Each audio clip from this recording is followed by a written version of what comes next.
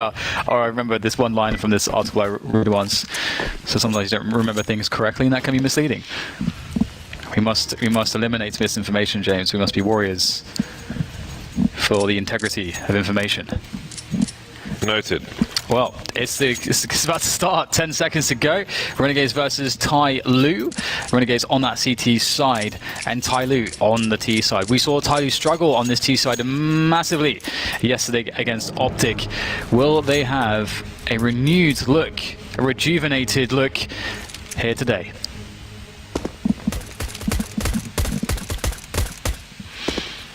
Pat. As they're looking for info. How long does he stay here though? Because there are T's moving through the apartments. However, his left is covered for the time being by Nifty. He is now vulnerable. There goes the bomb. That's a nice second shot as well. Trades are here from Bentet. And Nifty doesn't know that there are two players here because he was shot in the side of the head. The CT's now falling back on their one-man advantage. Jacob alone towards the big bomb site. Sorry, no, JKS is at the bottom of Banana. As is Azza. Caught out of position by somebody. Now JKS but Bentet's on the flank, and he won't see that the bomb is a Bentet shot from the front actually. So this is getting super weird now. Renegade's not quite sure what's going on. Somebody was top mid, but they are rotating to B. Anyway, Bentet not sure if anybody's there. Some grenades are being deployed, and in go TyLoo. He's still alone, not far behind Jacob. Continuing to charge in are these CTs, and the bomb should soon go down. Yeah, STD going for that and looking like he'll be pretty successful. Now, what do we have here from Mr. Jacob? 1 versus 3. Always doable in the pistol round, but that's not going to help, is it? Takes one in the face, and although he does get a trade back, it's very difficult here from this position to finish things off. 6 HP, 1 bullet does it for TyLoo. They set themselves up so they can immediately trade. Flashbang has to be absolutely perfect. Can't do much. And TyLoo will pick up the much needed pistol round for that T side. So perhaps they can get off to a good start on this T side. They need it so badly. Imagine the confidence they'd get from that after all the trouble they had with it yesterday. What was it? They struggled to get 4 or 5 rounds, I think, in regulation on the T side. Yeah, T sides were not really a thing. But let's see if they will be on this occasion. Okay, one of the Renegades players is reconnecting to the server, and cameras will be adjusted in the meantime. Those are the micro studios. I think they are. They need a lot of light. Those. They're low light. They're not very good in low light. So if you've got the lights on, it's good. I bought one for FGC events, and it was a waste of money because they're not often well lit. Can you explain the parlor video, James, with the button? Sorry, I was getting info from JKS alt-tabbed, which is part of the delay. But he'll soon be back.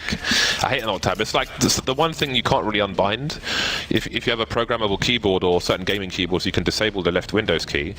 On my, because I use all my custom-made keyboards, I just don't have it bound. It doesn't do anything. I was to say, what are you pressing near it that can risk you pressing alt tab? Well, I use alt as a talk button. So sometimes I'm talking and I'm looking at the scoreboard and I'm like, oh, I've alt-tabbed myself. This is I do it very rarely. There's another reason why people shouldn't use WASD. You should just get right out there in the middle. Get the RDFG game on, because you're away from all the function keys. You still have good access to the spacebar if you want that space off a jump or whatever, and you have way more keys accessible to all of your fingers. You can have a RDFG. You can have a setup where you'd have no lack of buttons for binds. All the fingers are enabled for the most comfortable possible setup for yourself, and you don't risk pressing any function keys. So what do you use? I actually use ESDF. ESDF, so I'm in between WASD and RDFG. Yeah. I almost went to RDFG, but I just got really used to ESDF. It was far enough away for me. I remember when somebody downloaded Scream's config, not realizing that on a French keyboard the keys are in a different order.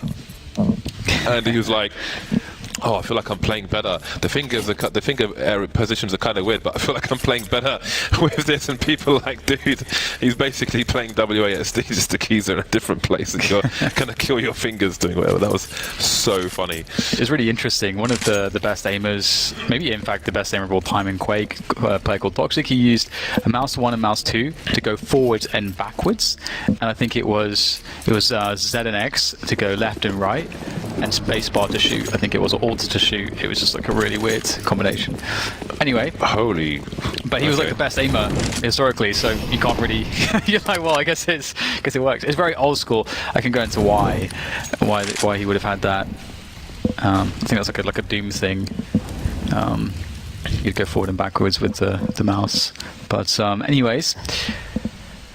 TyLoo. Well, I mean, it's USPs, man. Talk. Go for it. Yeah, well, I mean, just that like sounds insane. In those like original like fake 3D games with the sprites like Doom and so on, and Duke Nukem and all that. You know, you would often like the mouse. There wouldn't be mouse look exactly, but the mouse look eventually.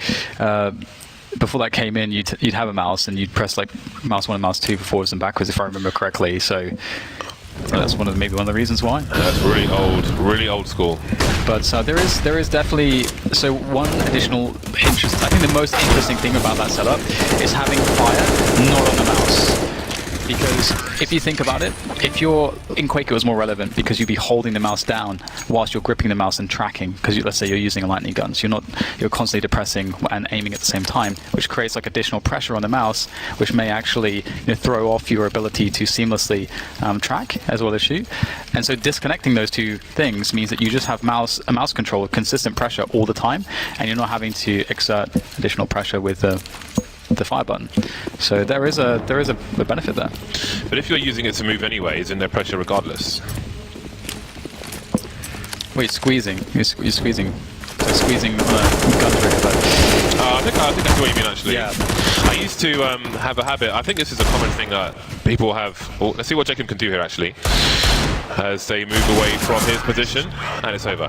I used to, in a pistol round, like have this kind of panic grip where I grab the mouse really hard, and if I had just kept it normal, I'd do much better. But it's like one of those mental barriers that you need to consciously think about to get over. But I don't do that anymore, fortunately.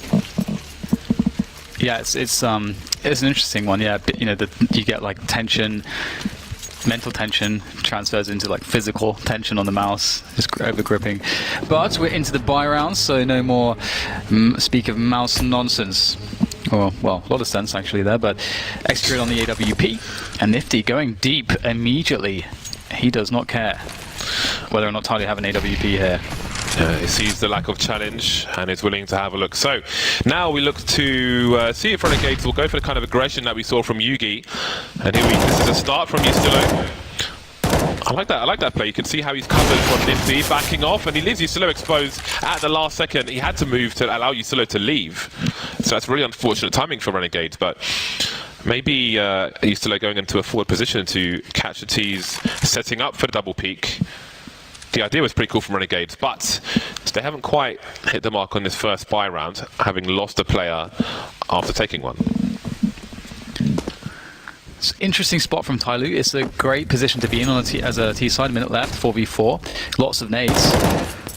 And JKS will actually hear, I think, some players down by bananas, so he'll be on the higher left. But playing the 1-3 regardless. TyLoo, how well can they play this 4v4? We saw a lot of situations. I think Peta from HLTV actually made a tweet about some of the crazy situations where TyLoo sort of seemingly threw away an advantage with a weird play, but then won the round anyway, multiple times. And TyLoo, they're just going to go for a set piece onto the B site, and that should be really effective. They've kept a lot of grenades here, but they must have time. 20 seconds, they need to get their move on. And here go the nades. There's an incendiary drop down by JKS though. Will that slow them down to 15 seconds? This could be tight. Oh, they are trapped, and Azza is able to get a massive rotation in. How will they plant the bomb now? They both get taken out, these CTs, just in time for the bomb to go down. Nifty and Jacob rotating both from the CT position. Oh, I thought Nifty might have had something there, but it seems Extra had the better angle. And now if Extra is still peeking, he will see that the gun was picked up because Jacob's rifle would have gone flying forwards. And now the hunt is on for TyLoo. They're going for it. Jacob falling back, trying to hold on to this AWP. So again, we saw Renegades go for that aggressive play, trying to get that early advantage, which TyLoo had been prone to giving up. But unfortunately, the timing just didn't work out for Renegades trying to rotate out of apartments. Nifty was the guy covering Yustilo, but he had to move to allow Yustilo to leave. Timing was there for TyLoo. And they managed to capitalise. It looks really bad towards the B bomb site with so little time on the clock. But They got 2 frags for the one of Renegades. And the rest was history. And you can see there, he's still standing right next to his teammate. That's really unfortunate for Renegades. If they manage to get out of that situation, I do wonder what might have been. But it is still early. 4-0 for TyLoo. Good start for them. Yeah, it's a great start from TyLoo. Again, if you just consider how much of a hard time they had yesterday on the T side, it's got to be them feeling good. Although this is a really scary round that Renegades can offer up. The orb still, the 5 smokes that they've purchased, a kid on JChem, very dangerous stuff, and it will not be easy for TyLoo to find a way through this one. But of course they are an advantage regardless. Renegades, though, they may be in a spot where they'll feel happy to try to take some risks. And Nifty being as good as he is on the orb, it is definitely quite a scary prospect if he is to try to go aggressive with it. But he is going to be left... Oh, actually, he's rotating, leaving, in fact, JKS alone on the B side of the map. So they have enough information to do this. TyLoo really need to make this a bit more obscure. What is interesting is, I do wonder if TyLoo, if they're playing their pace regardless, or if they have a slower approach because they know an AWP is somewhere. But if it is a slower approach, of course that plays into the hands of Renegades. 50 seconds, and they still have 4 smoke grenades. And now JKS is starting to jump peak, so he can drop a smoke. But if they choose to push through it, TyLoo, he doesn't really have the personnel to help him fight. Standing in the smoke, perhaps expecting them not to push through it. He could even redeploy his smoke in that same spot. Still with 4 people towards that A bomb site. 30 seconds and there are 3 smokes down. But JKS, he needs additional gunfire. 25 seconds left. Nifty rotating in with the AWP. No more smokes. And indeed, this is what they had to expect to push through. JKS trying to avoid the fire, but the flashbang will leave Nifty in a spot of trouble. He has the fallback. JKS hasn't really managed to capitalize on the situation, but there are 10 seconds to plant the bomb. If they go for coffins, Nifty could get the bang. In the meantime, Azza with 2 kills. It's a weird plant spot. Ooh. The cover is still there, and this might just work out for TyLoo. But in their position now, that's such an important frag. Ooh, that was a tough one. Yeah, it's coming down to the wire in the last round as well as this one. I just was watching the mini-map and I saw, 6 seconds left. I saw the bomb flying away from a player. And I'm like, oh god, that's not a good sign. They managed to plant it with like less than half a second to spare. So trying to be cheeky, and he will be quite cheeky in fact. He can steal away a gun. That's a good result for him. And Renegades can be happy with the amount of damage they did in this round. They're going to have a lot of money in this next round due to the max loss bonus that they've accrued. And TyLoo's money is in a decent place. They'll be fine to buy and to have enough left in the tank for future rounds. So we'll see now whether or not Renegades with this 4-buy can rectify the situation, or whether TyLoo will continue to creep up this scoreboard. 5-0, that is looking good for them. Yeah, Renegades got a lot out of that round though, as really putting in work with those 2 kills with the CZ. Let's see if the AK makes a difference. Tactical timeout from Renegades. Do we have another aggressive play in mind? Nifty doesn't have the most amazing spawn in terms of going towards A. Doesn't always have to be the AWP that they make something happen with though, but he's got the skills to do it, just as Yugi did on Optic.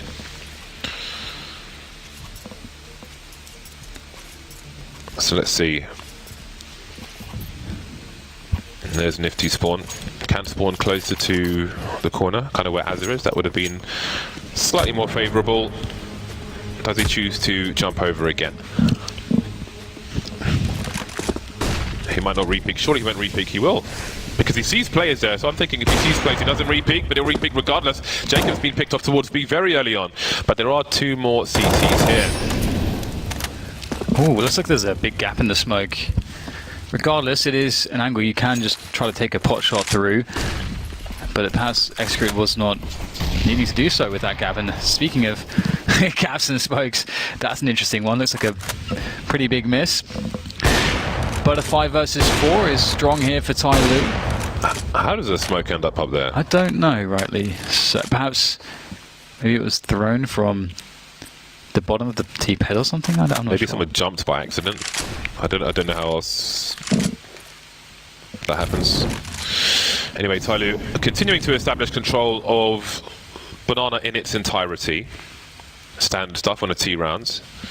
And now do they do more towards A? 49 seconds on the clock. Nifty, top mid, having a look. He's been smoked off now. So there is a denial of information, but TyLoo is going forward. Something has to go the way of Renegades here. They need to get an advantage back. He feels the threat. Was vulnerable to a double peak there. It was a precarious position, but he manages to escape. They have the numbers, well, they have some numbers on the site. Only 2 players to the 5 of TyLoo, who are again playing the clock down very slow, delayed by these Molotovs. 2 smokes around the pit area, and here they come. 15 a great spot, picks up the bomber, 10 seconds to go, Nifty with another one, and it's looking way too easy for Nifty. He is doing a ridiculously good job there on the bomb site with the AWP. Captain Mo with the last frag, but there's no time to plant at this point, so it's up to Nifty just to finish him off. Can they take his AWP away? Yes, they will take the AWP away. That is something, and considering how much money is in the tank for TyLoo, that's actually not a bad situation for them to play from. But again, James, TyLoo are consistently leaving themselves with like 10 seconds to plant a bomb. And if you consider the fact that they got the 5 versus 4 in like the first 15 seconds of the round, that shouldn't be happening. You have a big advantage. You don't have to try and play the clock like that at that point. I think part of the issue was the CT still had Molotovs to slow them down, so they were delayed in their short push. And that's not the first time we've seen that in these few rounds that we have seen so far. So that really made it easier for Renegades. Not that it was easy by any means, but it made it easier for them to cause TyLoo some problems. Bomb went beyond the double stack. I think they had to focus on a desperation plant, but the bomb carrier, after one player got caught on the corner of the smoke, a second player re-peeked, and if a CT is already in that position, that's a disadvantageous play to make. But regardless of that, the third player went beyond the double stack position into no man's land with the bomb, and once that goes down there, the round is pretty much over. They have another buy.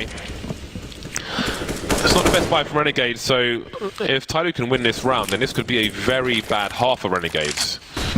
But that may be easier said than done. There is less utility for Renegades. So they've got 2 Molotovs at 125 mark of the rounds. But again, I think a lot of teams, even when the presence is shown towards Banana and so on, they won't really deploy all their grenades early. They'll hold on to them, because often the push is coming in very late indeed.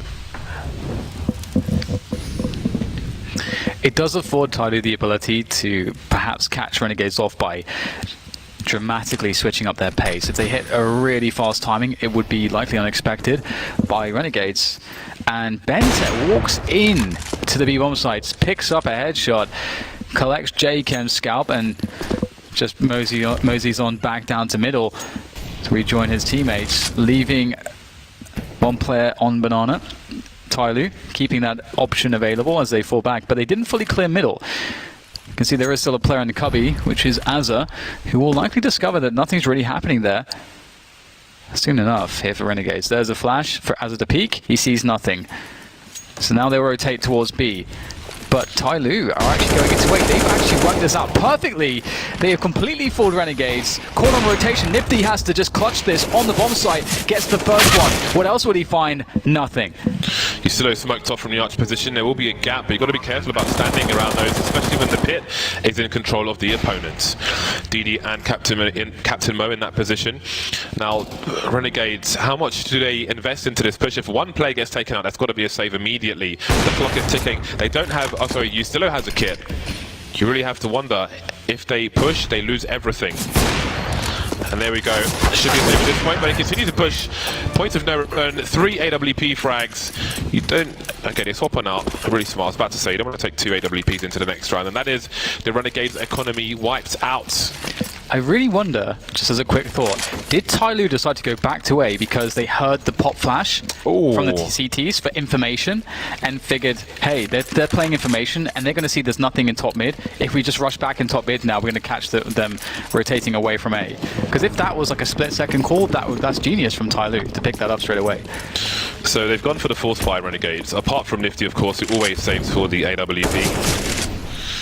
And, I mean, it's a hard call to make, I suppose, with the 3-on-3. Nifty will be alone towards the A site, the rest of the team on B. So the people who've gone for the fourth are on B. If TyLoo go to A, then they can play this round out again in the next one, but indeed, just that one round in the reset, TyLoo are in a very strong position. I think if I was the coach in the back, I'd be saying, all right, boys, 10-1 is the short-term target in this situation. Always good to have goals.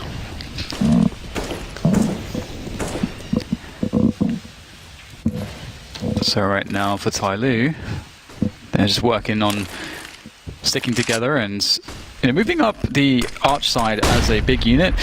It has been a popular way to approach rounds like this historically, and to see the smoke there on the library as well as arch really clears a solid path towards this A-bomb site, and there's nowhere to really stand here now for the CTs. That's pretty incredible. I don't know how Nifty's found that one. Oh my god, that is kind of ridiculous.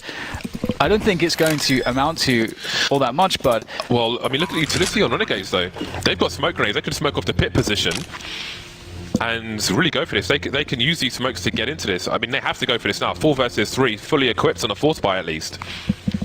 Get these smokes going.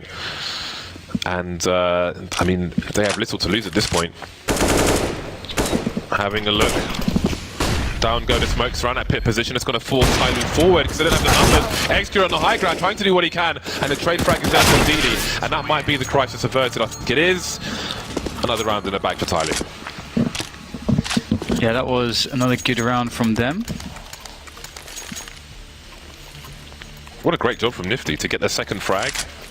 I'm surprised it took too long. He was on point with the aim on the player in the apartments. Yeah, it's pretty impressive. Just 100 health, stock pistol, no Kevlar at all. Great movement from Nifty. We know Nifty has superstar potential with the stuff that he has shown us in the past. Looks like perhaps we're not live here. Everyone's running around in spawn. Guess we'll find out momentarily as we cut away from the game. Right. Does look like Renegades are in a spot of trouble here. Spot of bother. Yeah, knowing that, you go into this knowing that TyLoo's had trouble on the T side. What do? They start T side and they wreck you. That doesn't bode well for Renegades. Of course, you're always just trying to play each round the best way that you can possibly play that round, and that's your focus. If you try to focus on anything else, you start to invite other factors that can create internal pressure, which you don't want. Sort of focus on the job at hand, but the job is getting more and more difficult, James. So one player is having some kind of audio issue, doesn't think he can hear footsteps. So they'll sort that out. Better make sure the headphones are plugged in properly. If it's like almost but not quite plugged in, it can make sound really weird. I always liked the USB headsets. I think, yeah, there used to be this foldable one when I was playing 1.6, which was awesome, but I guess I can't talk about brands too much. 7-1 in favour of TyLoo. I mean, right now Renegades are going to be on the eco. They've got $2,000 per person. If he's got more for the AWP, of course. Yes, Jacob having the issue. He's reconnecting at the moment. This, I mean, this is fantastic for TyLoo. It's a fantastic start. And as we've seen, they can find some comfort on the CT side. I mean, how many rounds do you think Renegades need to have a fighting chance? I think it's really hard to say, isn't it, at this point? I mean, Renegades, they need, at this point, every round. We saw how bad TyLoo's T side has been, and we know how good their CT side is, typically. And they don't play a particularly risky CT side. I think the risk taker mainly is somebody with the AWP on towards the B, but when he gets his groove going, he becomes really dangerous and is X factor for the team. So it actually can turn into a strength as much as a liability at certain points.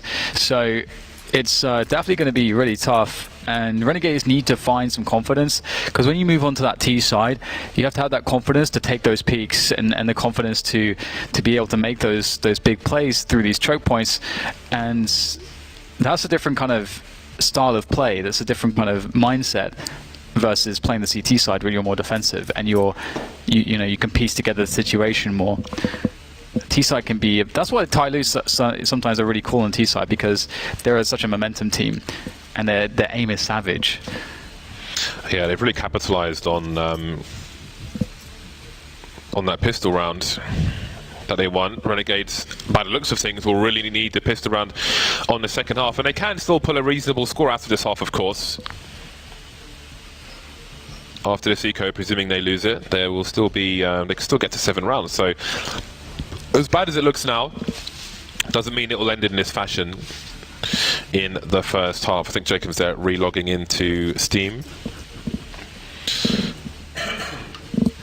I was walking in the back to my room last night, and outside one of the rooms there was a piece of A4 paper with lots of Chinese writing on it, just on the floor immediately outside the door, which I didn't quite understand. Outside your door? No, not outside my door. Outside a door.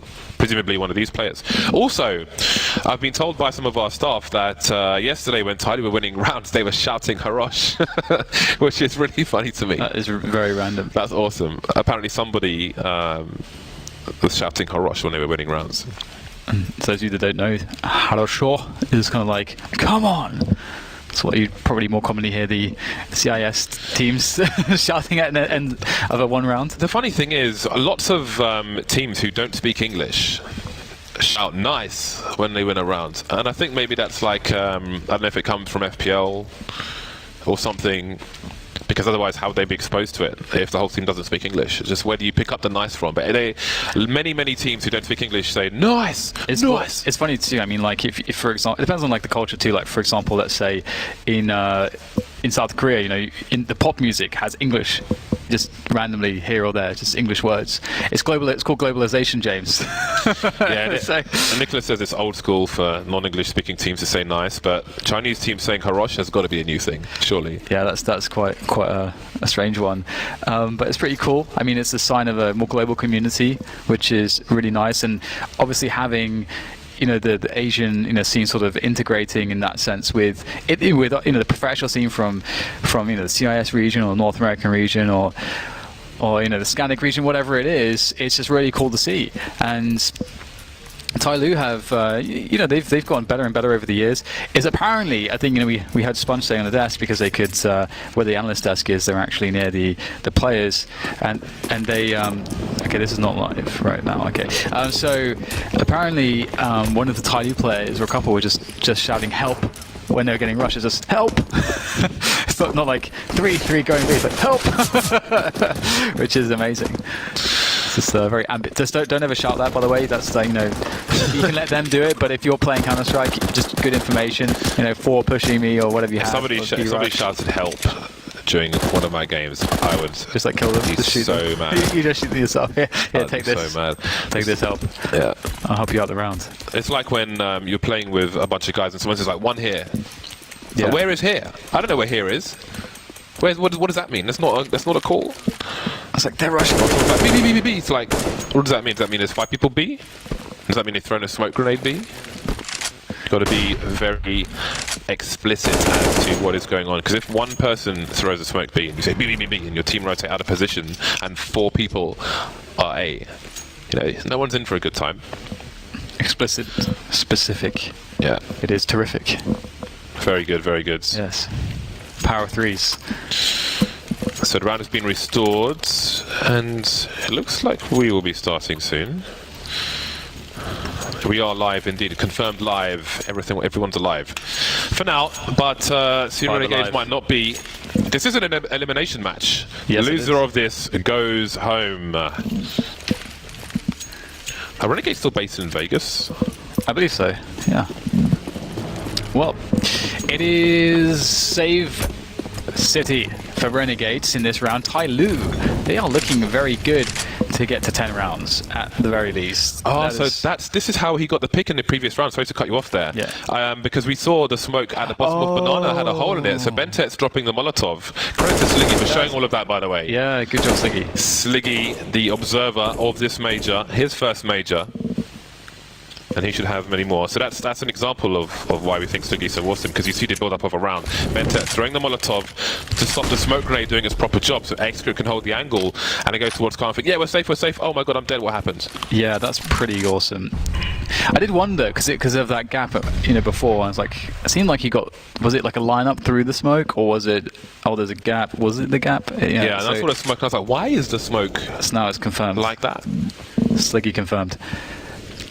Well, there's not too much really to say for Renegades here. Obviously, just stock pistols, they're on the full save. So TyLoo should be able to get to 8 rounds, but TyLoo trying to cross the T's, dot the I's, be diligent and thorough. So repositioning from Captain Mo to try and continue to get the 1 versus 1. It's traded ultimately, but somebody is there to clean up. DD with no frags in an anti-eco round. Don't see that every day. 8-1 for TyLoo. Renegades back on the buy. Nifty saved for the AWP. A clean double eco from him. Do they continue to go for the aggressive plays? Again, they were unlucky in that first buy round, but that's a long way away now. Renegades with another timeout to discuss what needs to be done. What play they will choose to take. Do they they must recognize what's going on at the bottom of Banana. Like, how do they combat the Molotov which TyLoo are throwing early on? Do they not smoke? Do they smoke the half wall instead? Because at this point they can't really get the smoke they want on Banana, so they can't play their own game. TyLoo are taking that away from them. I hope we see more of that. That's really awesome, that Molotov. Yeah. Yes, it was really cool. Especially, again, like, I was talking previously about the dynamics between the T and CT side and how you handle the utility game on Banana. And considering how often that's been the case, it's been funny that we haven't seen it too much. And there it is again. It's absolutely fantastic. And, it's up to Renegades to figure out that's what's been going on. Perhaps they have at this point. And look at the space it creates. Oh my god. Oh, Nifty's fast. You feel like X-Curate is really ready for that one, but Renegades do take him down. They re-smoke it, and TyLoo have to continue the round 4v5. But there is very little utility here for the remainder of the round for the Renegades side. And so they're going to try to get aggressive. They've got 3 players on Banana, but they will rotate Nifty now. After Nifty shoots a shot with the AWP, then rotates immediately. So that's quite cool. Try to maybe shepherd TyLoo towards A, where Nifty is now, but looks like they're going to go back for Banana. This will be fun. A crossfire is awaiting them. Where is that smoke going? Another one. The meaty grenades. Hard. It looks like they're going to go for a hot flash play through it. They're going straight into the meat grinder, but again, this blind still gets 1 frag, and Shaken will get another one. There was a team kill there as well, which will have a big impact in this round because somebody is now alone. So it seems TyLoo not expecting that additional grenade on Banana. That's a nice shot from somebody. He's so smart with these plays, and now he's made it a winnable round. Yeah, this is incredible. A real chance here. Azza and Stillo left. Not the greatest amount of utility. Somebody with 51 HP, so it could be worse. He's looking for the flank. Is he? Whoa. Is he going to run all the way around? That is insane. That is insane, James. He's running all the way around. Oh, my. I don't think I've ever seen someone try to do this in this situation. Renegades still haven't sucked defuse. It's an open plant as well. They're still not on the defuse. This is actually going to work out. They got no idea what's going on. Oh, could you imagine? They had no kit. Could you imagine? That's insane. I have never seen that on Inferno. That's a Mirage play. Wait, is it? Oh my god. Oh my days! Oh, oh my god. That has got to be one of the plays of the tournament. Has that ever happened before? But the fact that Renegades didn't even leave themselves enough time to stick the defuse. That's incredible. Oh, he came off of it. He had to come off it. Oh my god. What a play. Oh! I can't believe it. Oh my god, he's got to have some of the biggest balls I have seen in this tournament so far. The amount of balls he plays that he's been making, this guy has no fear at all. Wow, imagine being on the receiving end of that play. I cannot believe what I just witnessed. I was going to say, like, somebody, even before that rotation came in, he's been on one on Inferno, especially on Inferno. He's been playing out of his mind. That's ridiculous. TyLoo reaching new heights on Inferno, 9-1. Oh As my Renegades God. run pistols again. I feel like you need a timeout for, like, from Renegade's perspective after that round. You know, that's got to be tilting. Like, you do not expect to lose that round. That's unbelievable. That's crazy, because I thought that Azza would just stick the bomb at that point, because you just kind of have to. So I assumed he was just sticking it, and with his teammate was right there covering him. Oh man, that is heartbreaking for Renegades. I mean, This just keeps getting worse and worse for Renegades. I'm so happy I witnessed that. I'm so happy I witnessed that. That is awesome. The game sense, like how much time do I think they're going to spend trying to find out where I am, and how much time it takes me to go for the most outrageous rotation maybe of all time. It's crazy because they don't have kits, you know, they can't just... Wow. Wow. We're going to see that matchmaking.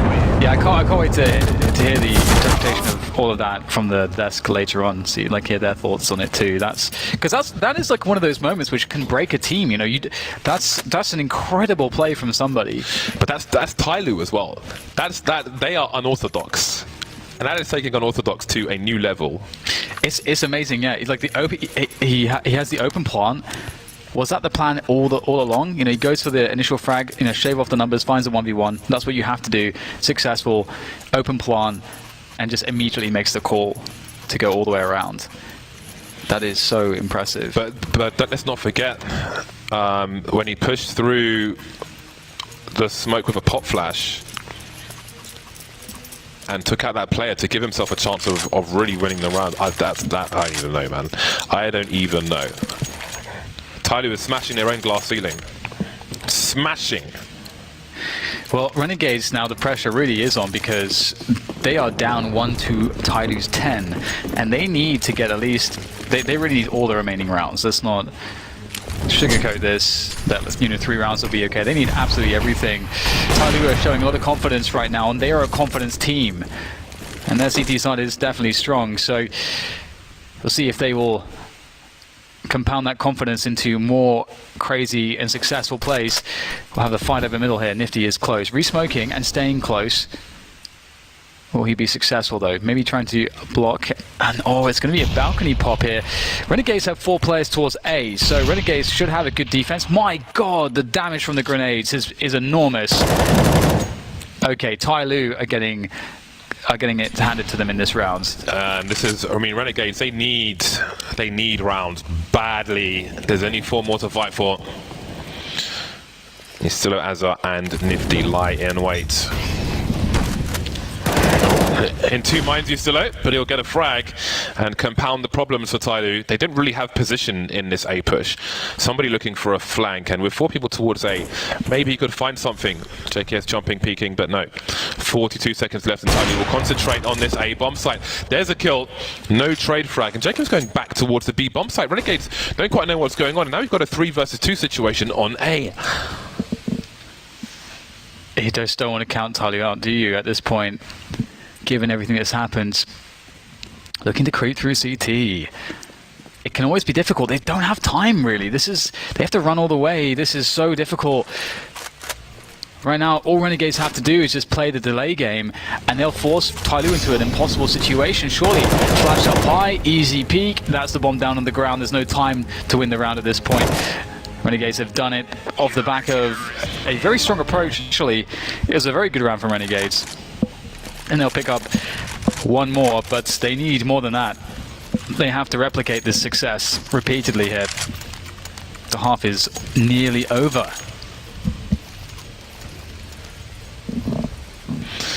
Two rounds for Renegades. Plenty of money for TyLoo. So the rebuy is here. Excurts on the AWP once again.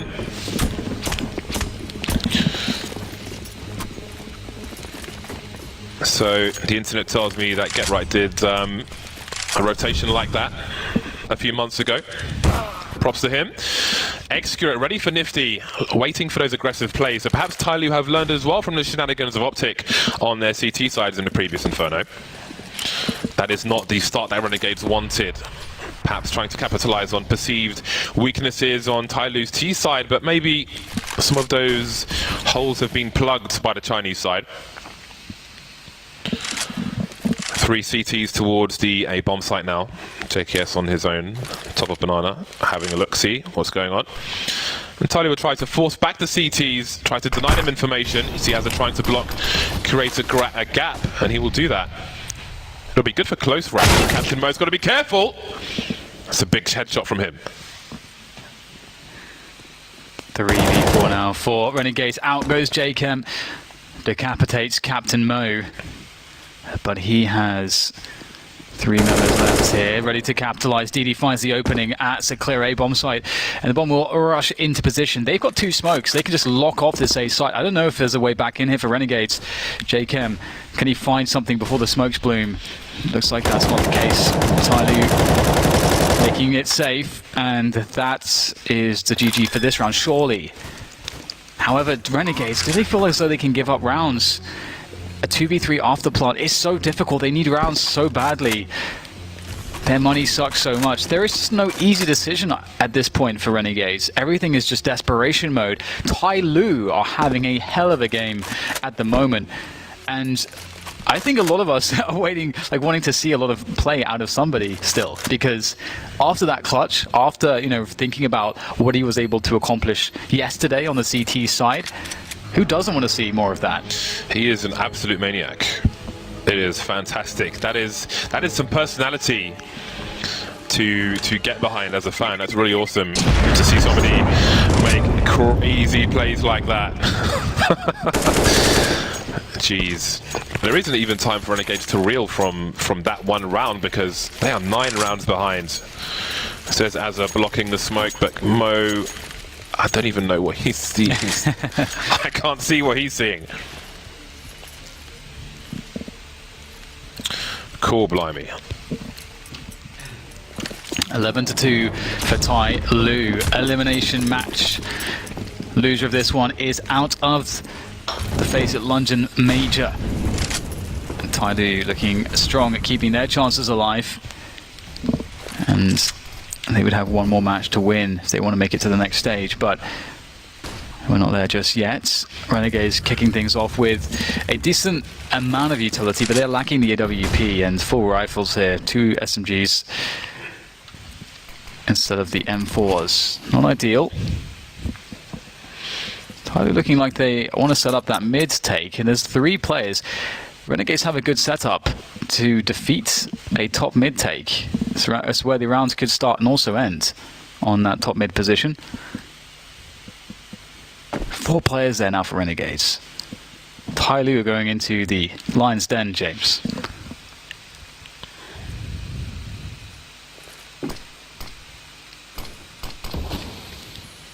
What does Jacob have in response? It's got HE grenade to deploy. Nifty avoiding 2 of the flashes, but there are more. The crossfire is still working out for the CTs in the short term, but there are many TyLoo players here. And again, another multi-kill round for him. 3 versus 2. They're chasing Azza down, but he manages to fall back. Welcomes the TE to the HG grenade. More flashbangs, extra it down, and DD now 1 versus 2. But Nathan's on the side, going for the plants. Can't reposition. Round number 3 for Renegades. That Molotov was awesome from TyLoo. I don't know if you saw that. There was the boost up onto the elevated position next to the boiler, and that, you can see it there. The fire just falling on that position. It's covering a lot with 1 Molotov. Nice detail there from TyLoo, but a 4-man setup from Renegades. It's pretty difficult to stop. They have the ideal positions to deal with exactly what TyLoo are throwing at them. So that is a much needed fortune for them. And they can get onto the AWP again, which is great for Nifty. AK on JKS. TyLoo, there's a lot of things they can go to here. You can see that Renegades are mixing it up. 3 players on that B area to offer up a defense, and TyLoo once again just taking it really slow. If they're going to go banana, it's going to be delayed. It looks like that'll be the case. A delayed banana take. Oh, that's huge. Big indeed. Now we've got 3 men rotating towards the A bomb side. This time it'll be Nifty alone towards B.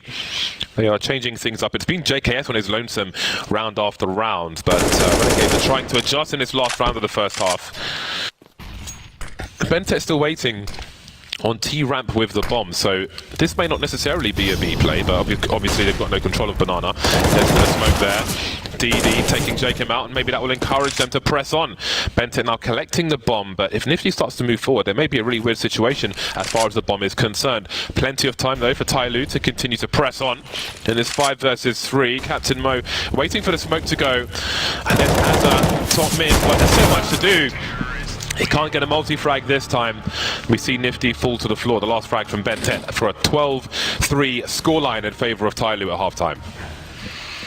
Well, today is looking very different from yesterday so far, James. The first game expected to be somewhat of an open and closed case, but this, I think it was always difficult to predict which way this would go, but TyLoo have found some strength here, and right now, Renegades are in a horrible position.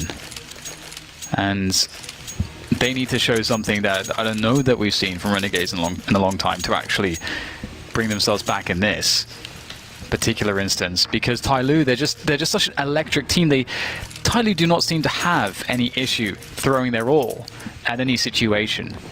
That never seems to be a problem. And it looks messy sometimes, but the spirit is always high. And into the pistol we go. Renegades, it's a must win. If Renegades can win the pistol and go 6-12, there is a lot of opportunity, as bad as the score will still look. But let's see if they can win that pistol. They've got all 5 players here. Very fast round from them. Somebody's taken out immediately. There are 2 more CTs to catch. Bentet, not sure if he's been spotted just yet, but now he has. Mo's taken out as well. Bentet, how much more can he do? 2 frags for him. And this might be the pistol. It's DD versus 3. And he will be dispatched off very quickly indeed. So that is the first hurdle over and done with. Again, don't think of it as 8 rounds. Think of it as 1 round 8 times, as a sports psychology person may say. Psychologist. A psychology person. Are you a person of psychology? Yes, I'm a psychologist. All right then, we have the bye for TyLoo. So this will be a dangerous round for Renegades. Now, let's see if they choose to have another fast one, if I keep it simple. Starting with a focus on Banana. Nothing too aggressive from TyLoo just yet. I actually did an episode on my podcast about that very topic, about dealing with pressure, mental resilience, very recently. Double Mac 10, triple AK. Classic anti-eco setup, anti-force buy. TyLoo looking for an opportunity. There are very limited opportunities here though. And good work from Renegades, forcing out the utility as soon as they possibly can from TyLoo. Eventually they won't have any left. Oh my god, somebody, don't know how he picks that one up, but he will. That's okay. Renegades have, 1 or 2 expendable players. Those Mac 10.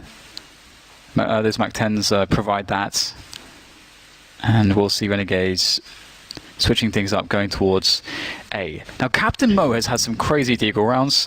If this is to be one of those, I fear for Renegades. Oh. No tag there, no mark on the clothes of Azza. Still looking new, could be taken back for a refund. Smoke in the library, Nifty's bell gets rung, but if they can take out this pit player, this should be a strong position. He is isolated. Do they know that someone is there? They do now. Can't get anything done. DD. This round becomes better for Renegades, especially with 2 players stuck in the choke point that is library. Really hard in any situation for a CT to get a frag from here. So here we go. I think at this point we're looking at a 6-12 scoreline for Renegades. Now, they most certainly have a puncher's chance. If they can win that first buy round, keep TyLoo on the arse end of their economy, they could quickly get to double figures here.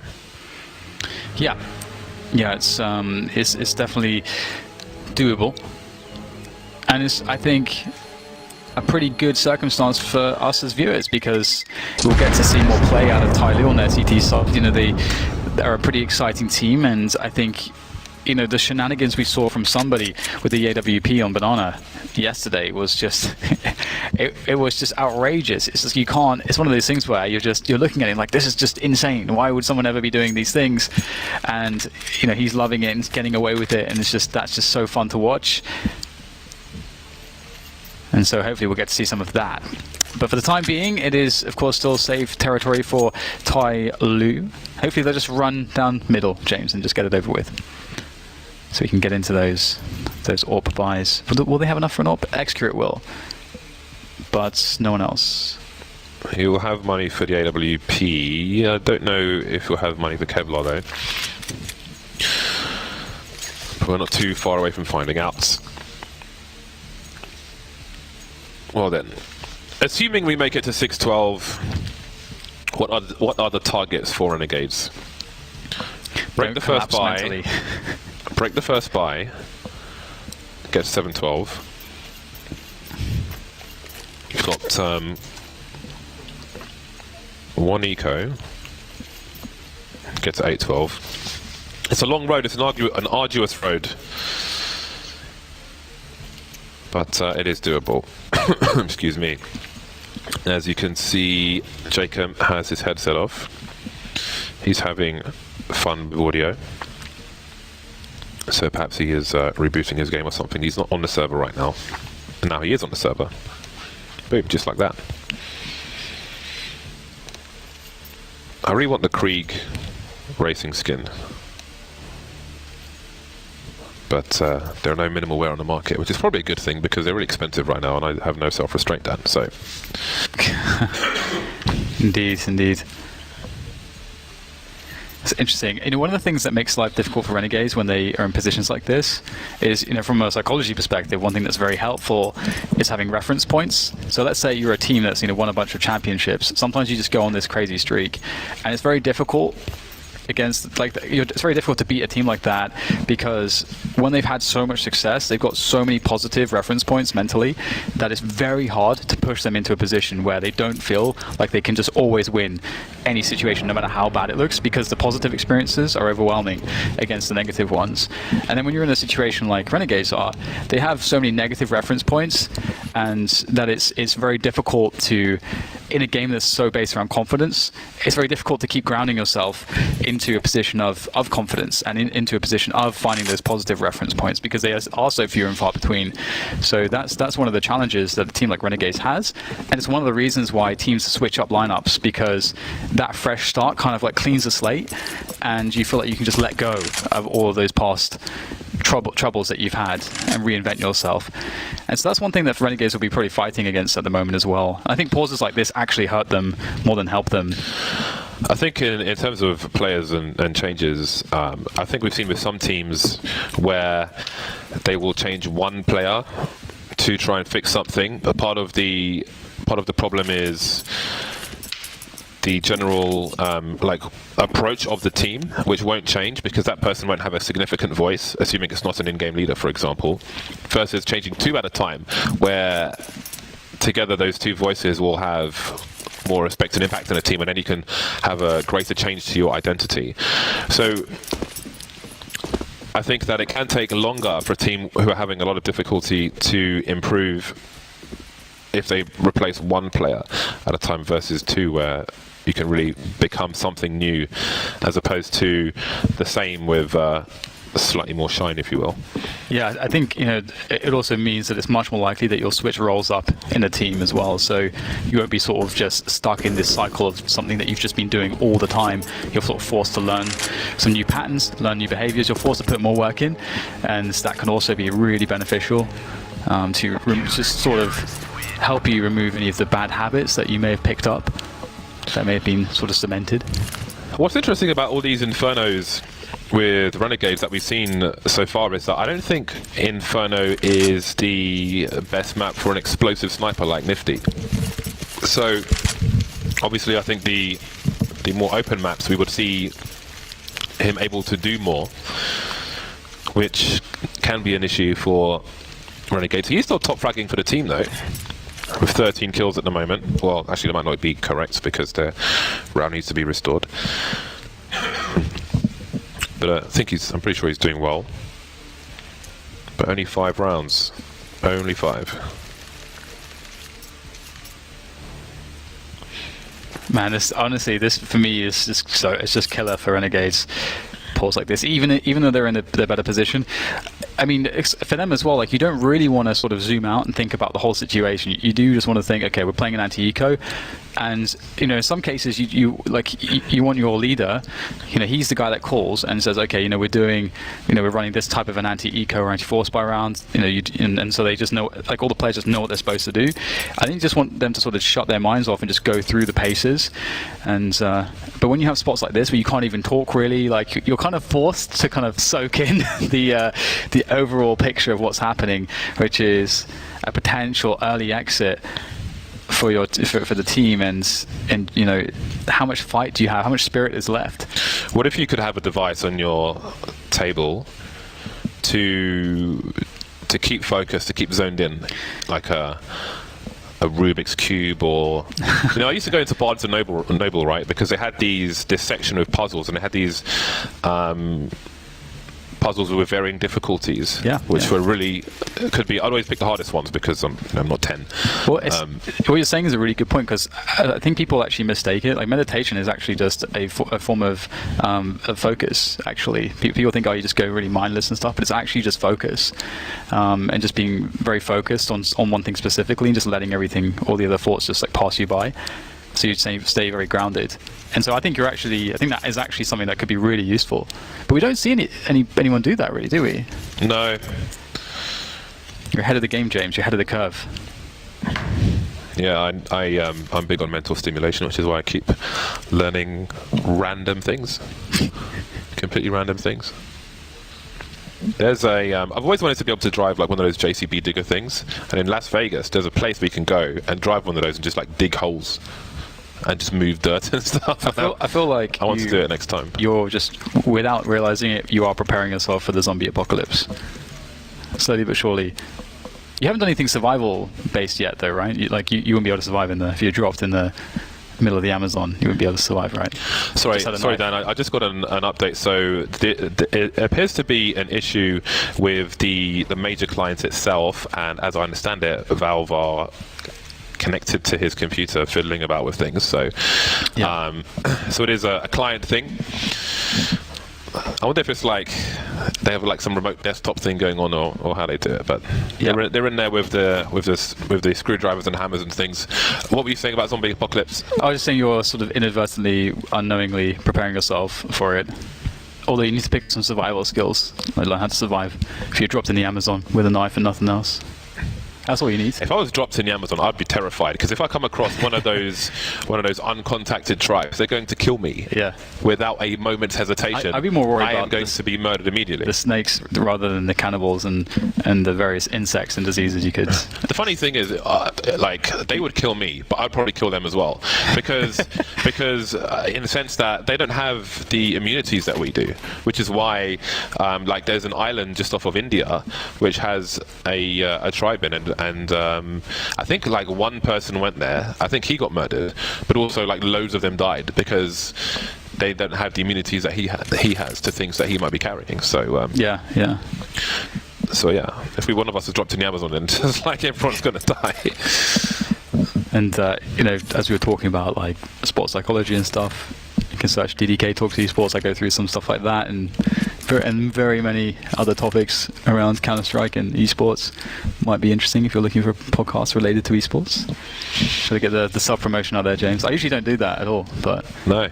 I want to do, not a podcast, but I want to do a video series like those, I forget those twin brothers, the mixed race guys with blue eyes or whatever. They do like relationship advice. And that's okay. I want to have like a mailbag, people ask questions, and then you and I can sit down and... You used to do... And debate from our very different perspectives what people should be doing with their lives. No, you can do youtube.com/team Bardolph Beautician, where it's just you are the team, and you are Bardolph and you're a beautician, and you just like review beauty products. My beautician's actually posting me some kind of present. She's asking me for an address. Yeah, which is nice of her. Nice. Yeah. So maybe while this delay is on, people should tweet me some questions. If you need relationship advice, Dan and I, we're the people, man. we got your back. So we have all the angles covered. tweet me your questions while Val work on this client thing, and let's do it. We are the people for this. Where's the music, guys? Yeah, where is the music? Come on. There we go. There we go. Thank you very much. It seemed like something was missing. Yeah. This changes everything. It changes everything. Dum da dum da dum. Right, I'm gonna check my Twitter and see if I have any questions yet.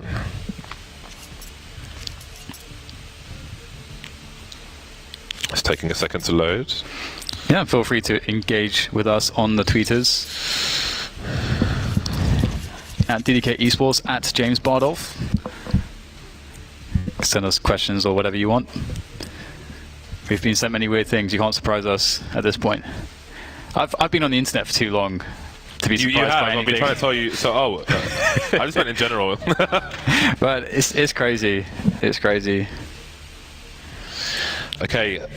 Swish asks, how do you approach a girl that isn't aware of your existence? So a girl doesn't know you exist. Fireworks.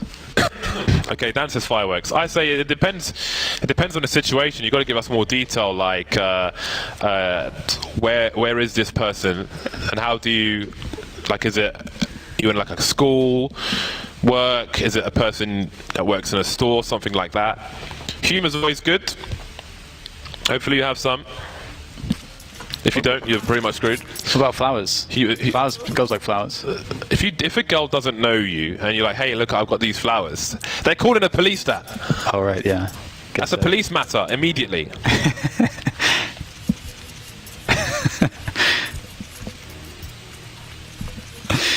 Oh, man.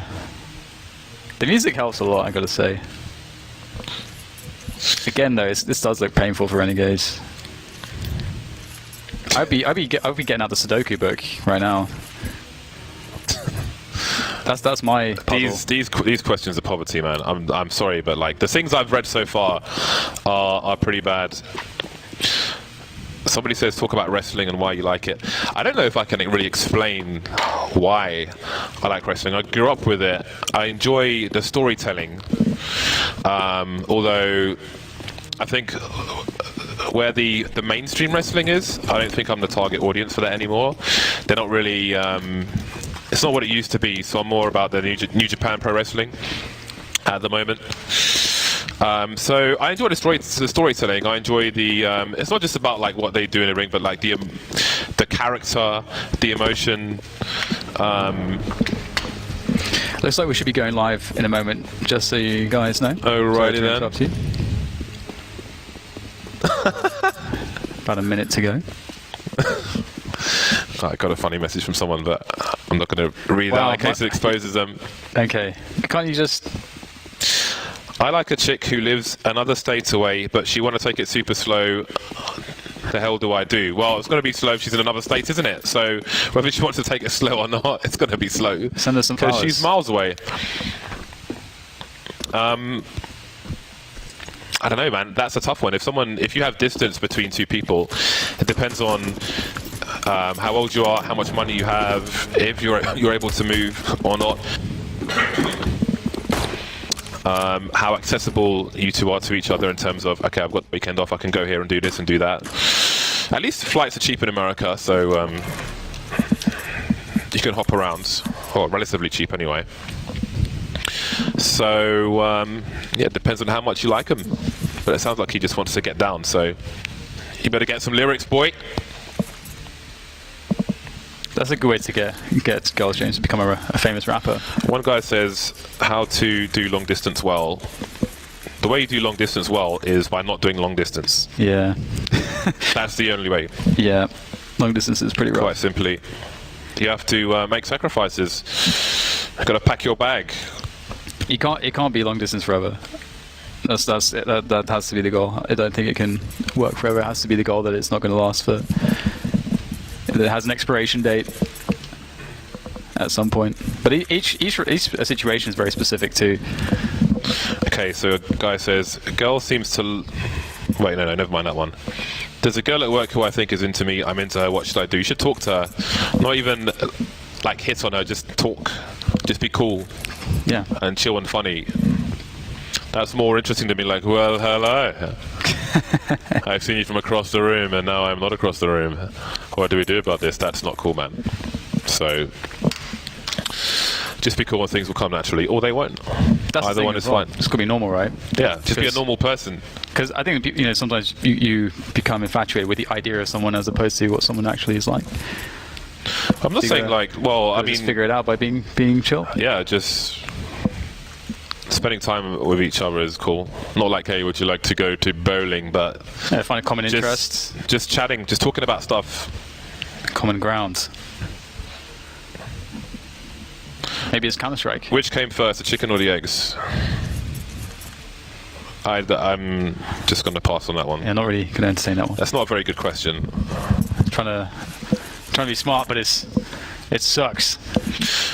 Where is the romantic place to take your significant other for dinner? It doesn't really matter. Like, it shouldn't matter where you go. In that sense, well, it depends on how cringe you are. Some people are cringe, right?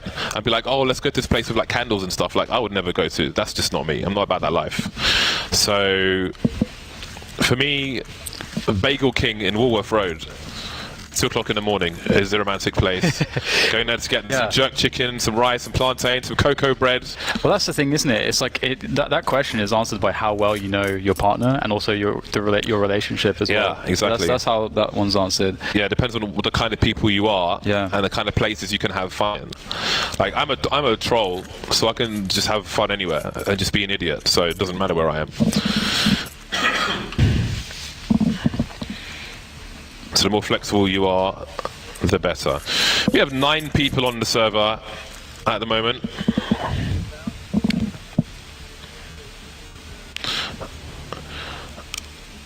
Okay, I've just been told by production that Valve have sent a string of code which the admins are about to implement to see if that solves the issue. I didn't know that this kind of thing was possible, which is quite interesting. So at least we get some more kind of inner workings into how things happen here. But yeah, for those of you, I think some people didn't realize that there was like a major client, essentially, like different to normal client.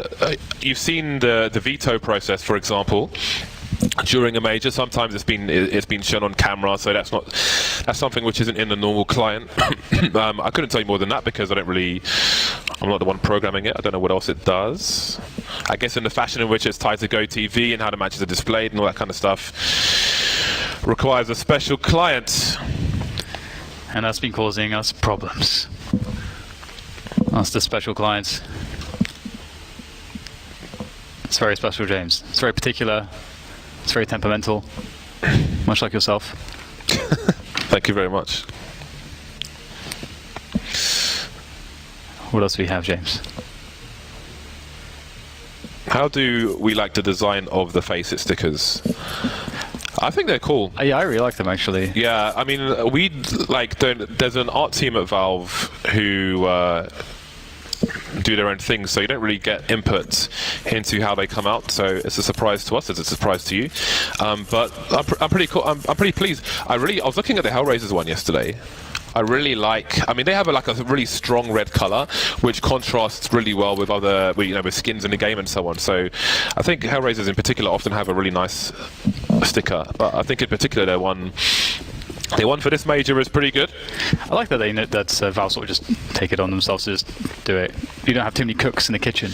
I think it makes sense from the point of view, indeed, because I'm sure every organizer just wants like the team logo and minimalist, like the Katavi stickers, right?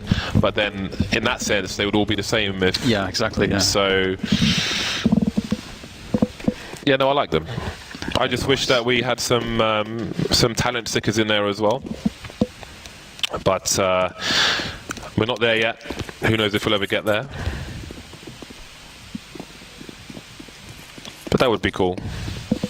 I want a sticker in the game, James. Where's our? I want a signature. I have a dream of like having some Team Bardolph team qualify for a major, and there's just my face. Yeah. It would sell. People would buy it.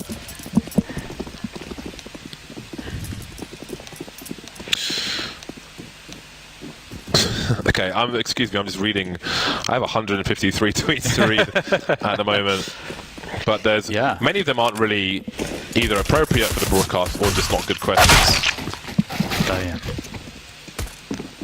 James laying down the law. A lot of people want to see whether or not TyLoo going to eliminate Renegades or not. It's close.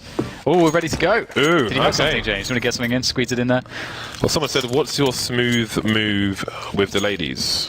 Pirouette Just being with flowers. being someone that you can talk to without being that guy who wants to hear, you know, all their problems and you get friend zone. There's a balance in between, but just being chill and an interesting person is Your enough. answers are so don't try too so hard. serious, man. Yeah, but the thing is, like, just don't try too hard. If you try too hard, you will fail. It is true. Don't try too hard. It is true. Don't try and say, oh, if I say this, they might be impressed. No, be you. If they don't like it, they can buzz off. So we are about to continue things. Valve have done their little Skynet stuff, and here we are. 5-12 is the scoreline, and indeed Nifty is a top fragger at the moment for Renegades. The rest of the team will have to step up, especially on this T side. TyLoo are on an eco, and it has been 2 rounds in a row for Renegades in this second half. They won the pistol, they won the anti-force buy, and now TyLoo will try to get something done with these USPs. Yep, so just run an anti-eco round, keep it simple. You know, we've seen this before. In fact, they're going to go fast. Oh, the triple stack. Hello! Will be eliminated, but it's a lovely idea. It was entertaining. We were entertained, but now it's over. And the round is almost over as well, because that was 3 players in that little tower.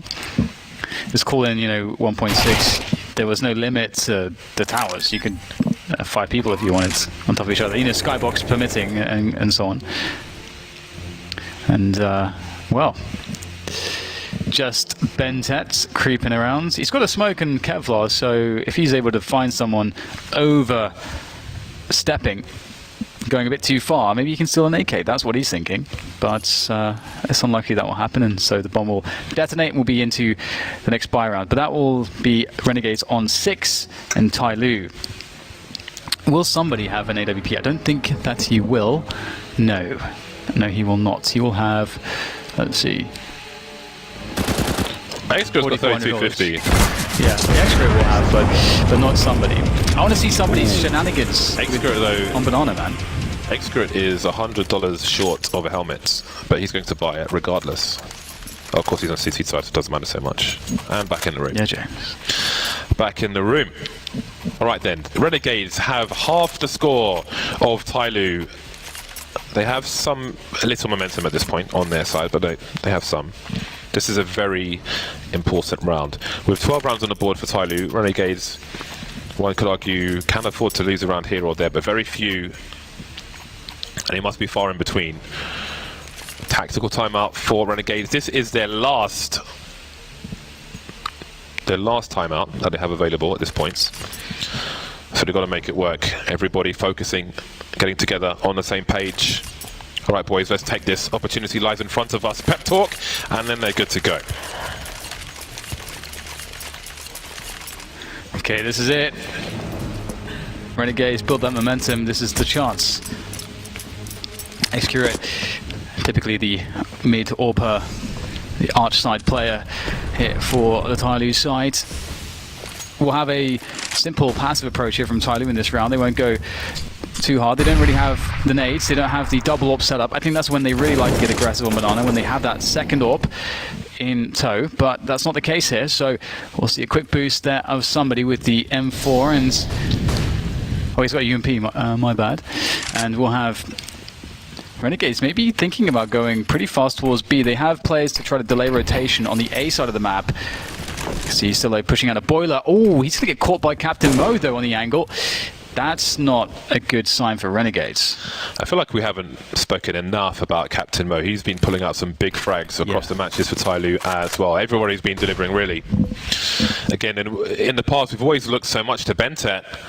And he's got 15 frags here. He's pulling his weight, as is everybody else. But there's been so many MVP plays by TyLoo in different rounds. Speaking of Bentet, that's the bomb on the floor now. JKS and Azza may be trying to offer something towards the A site, but this first buy versus buy is not going well for Renegades. They haven't got a single kill in this round. Yeah, this is really terrible right now. Trying to salvage the situation. The bomb is on the other side of the map, of course, let's not forget, and there's less than 30 seconds. So here they're just trying to work some damage in, at the very least. See if they can get something, get at least a single kill. Azza, is he good for it? No, not a single frag. That is hugely important for TyLoo. Their money is going to be pretty good. Not to mention that, they've got 4 AK-47s, James. Oh my god. Bentet. Wow, he is on point. What a beautiful spray transfer from him. Great control. And Captain Mo, just as you mentioned, doing a great job there. Just look at this HUD. One buy round has passed, and the CTs have got 4 AK-47s and an AWP. So what advantage is there for Renegades at this point? The one taps are equal.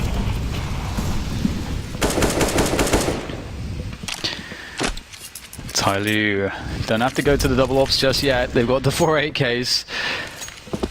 Do they want to get cheeky with them? Playing pretty passively here, and one would imagine that they'll likely give up on Banana soon enough, but they do have somebody creeping down, and at this point you just don't know what he's going to be doing. Is he going to push the smoke? It looks like he wants to do it. Is there going to be a flash from a teammate, or is he going to back away? Looks like he's going to back away. Renegades have options. Take top mid, retake Banana, those are the options. They really do need to retake Banana though, because if they don't, that flank is going to be devastating. Oh, close.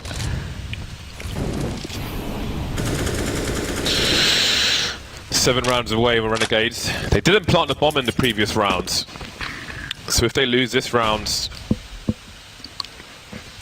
that will not bode well, to put it mildly. Nifty landing the shot on Excurate, avoiding the blind fire. And somebody's made his way through. That's the bomb, but he hasn't seen it. They're flanking these Tizo top mid, but Tizo got to go back and get this bomb. There are only 30 seconds left. Bentet has no idea that the bomb is behind him. It's around the corner on the ramp. This is so awkward. 26 seconds. Do they win by elimination? Bentet still at the bottom. Oh, he's going to find it.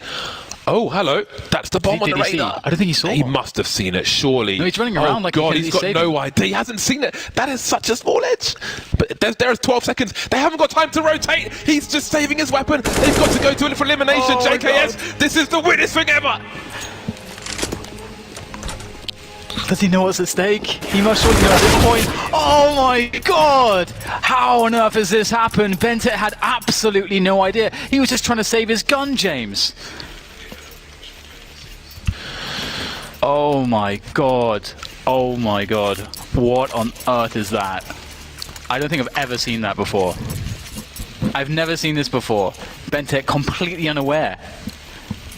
He's just trying to save James. He's just trying to save his gun. And they know exactly where he is because he's running. Because he doesn't think anyone could be near him. After that kill from JKS, he must have started to realize, hold on a second. They're trying to kill me. They don't have time to plant the bomb, or something's happened with the bomb. I've got to hide. Just make sure you fix it for the next game rather than now, just in case something happens. 3 AKs and 2 pistols. Oh my god. Oh, there's so many soul-crushing things that have happened. Is that the straw that broke the camel's back? Renegades trying to burst into the B-bomb site. It looks successful. 2 quick entries, and they have a decisive advantage here. Yeah, that should be an instant save for TyLoo, and they started to move towards the B-bomb site, but DD and Captain Mo realised, nope, we've got no money in the bank, so a sigh of relief again. Renegades could afford, not monetarily, but in terms of winning and losing the match, they could afford to lose a round here or there, but that time has passed now. TyLoo on 14 rounds. They can't really lose any more rounds here, Renegades. Collecting some weapons in this round, picking up an M4A4. They need everything they can get, and TyLoo needs to hold on to everything they can. What an absurd round. We have seen 2 of the most bizarre rounds on Inferno in one match. The 1 versus 3, at least it was, from somebody in the first half, and now that one. Completely unaware about the bomb. Can't believe it. I can't believe it. I can't believe what just happened. To lose in this situation, of all situations, your major life is on the line. For that to be the way that you lose a round, you know, not like this. Not like this. Renegades. It was a good response straight afterwards. Explosive play to steal the round. And now they've got TyLoo on the ropes, economically speaking. 2 CZs to fill out their buy. But the AWP is still in play on Excurate. DD and Captain Mo still with M4s. And perhaps aggression here on Banana from them. They try at least, but nicely timed Molotov there from Renegades will delay the push. But Excurate, instead of playing middle, now he's playing towards Banana. Will they expect this?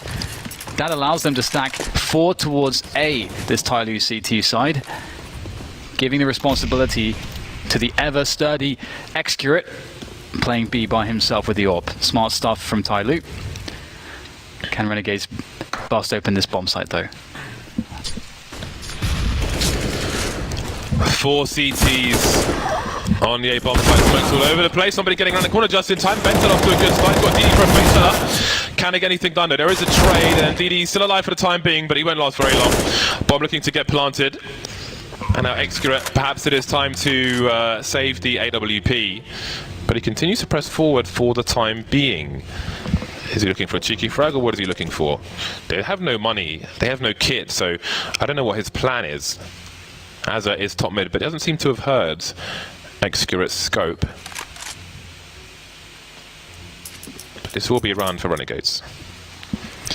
Yeah, thank goodness for them. You know, there's no better response than when you lose a horrible situation such as they did to sort of just get your minds back in the game immediately. That's a good sign. Get that, you know, rush working in for them. TyLoo pushed onto the ropes economically. You finish him off. Renegades giving themselves a chance back in this one. Such a struggle. It's been such a struggle for them this tournament. If you think about the Inferno yesterday against Space Soldiers, that game, it was just a desperate struggle all of the way into overtime, where they were barely able to secure it, although it did look good in overtime, but not in regulation. And then now against TyLoo, up against such a fine line. The margin for error is now 0, and the kinds of errors we have seen have been pretty much the most tilting you can imagine. Renegades still in it to win it. Good economy behind them, good couple T rounds behind them as well. So it appears that they have a continuing issue. The thing that Valve are playing around with appears to be persisting. So hopefully that can get sorted out quickly. So 2 rounds in a row for Renegades. They've got 5 from the 7 in this half. This time it's the CT rounds which have been sparse. As yesterday it was all about the CT rounds, at least in some games. But it seems the tables have turned. So indeed, Renegades, they're doing a good job of keeping the CT economy poor, but how long can it last for? That is the question. They are still 6 rounds behind, and that will feel like miles to catch up with TyLoo. Where do you think this one's going, Dan? Do you think Renegades can tie the score? I don't think so. I think TyLoo have a great advantage. I think we've yet to see the double ops, and that's pretty scary.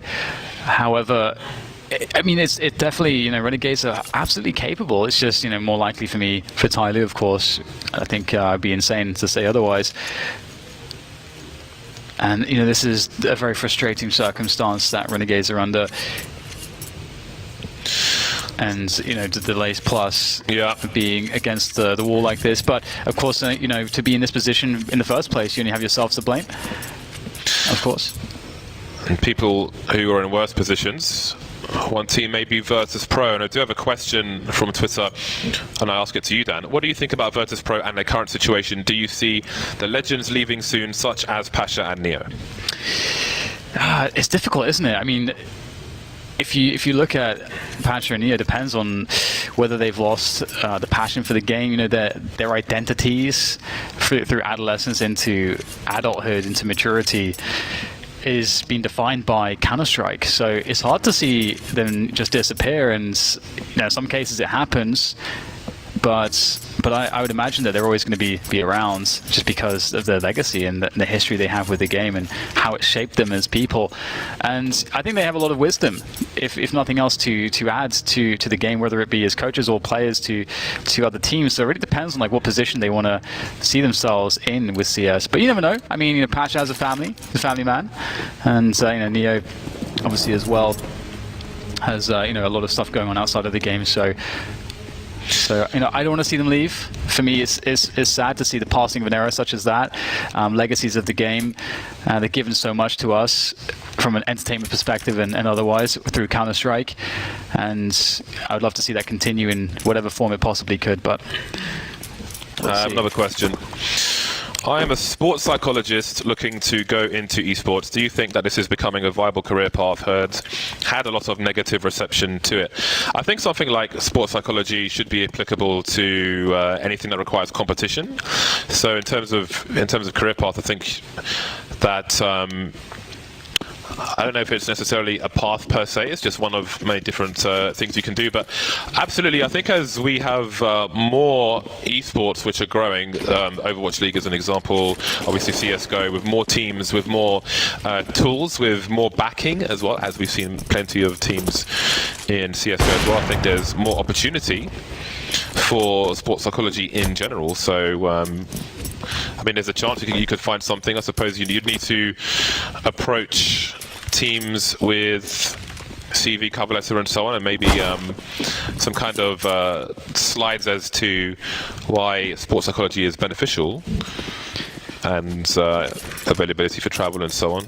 Make sure you are speaking the right language, and maybe some examples. I mean, to me, it's like insanely underrepresented, because the mental aspect of the game is, especially in a game like Counter-Strike, where there's so many moments for performance.